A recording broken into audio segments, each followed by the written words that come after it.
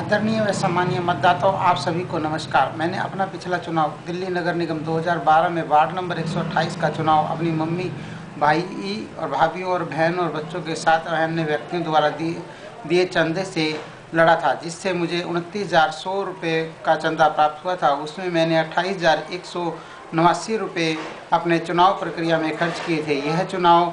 यह खर्च चुनाव लड़ने का फार्म जमा कराने के बाद का है। उससे पहले का और चुनाव के बाद का कागजों का और आने जाने में हुआ लगभग 2,000 रुपये अपनी जेब से खर्च किए थे।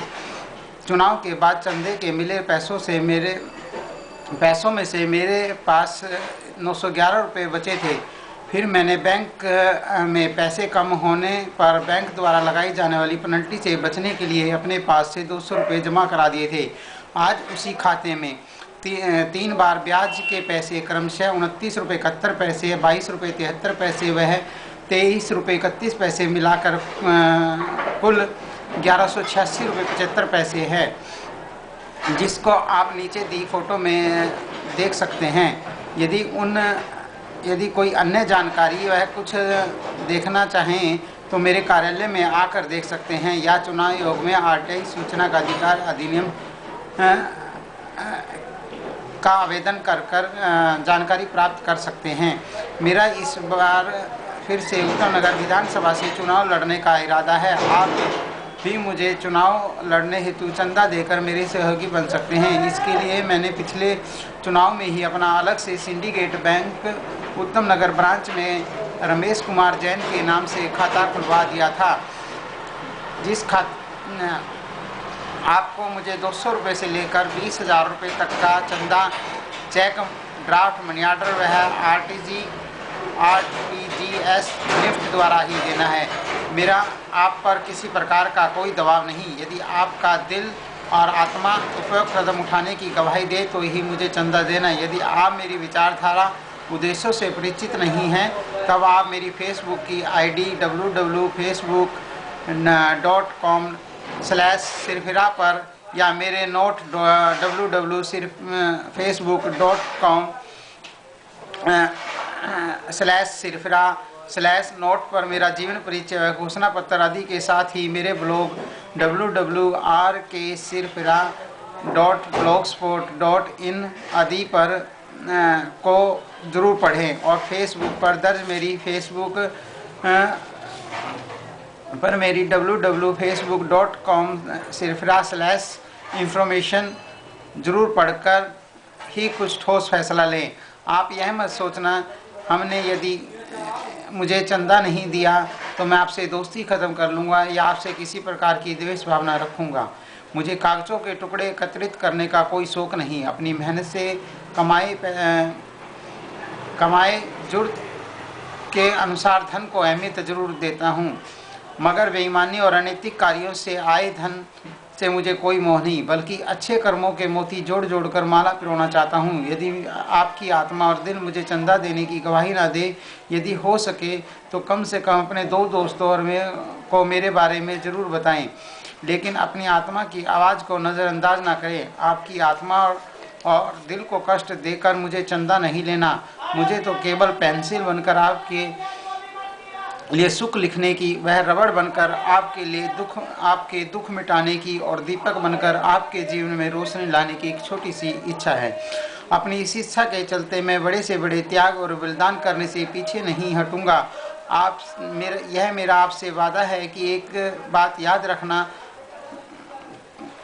कि पेंसिल और रबड़ खुद ख़त्म होकर हमें बहुत कुछ देती है। इसके लिए दीपक खुद जलकर दूसरों को रोशनी देता है। हमें अपना जीवन ऐसा ही बनाना चाहिए जो दूसरों के किसी काम आ सके, तब ही यह जीवन सार्थक होगा। मेरे जीतने पर आप मुझसे कोई भी अनैतिक कार्य नहीं करवाएंगे, यह आपको वादा करना होगा।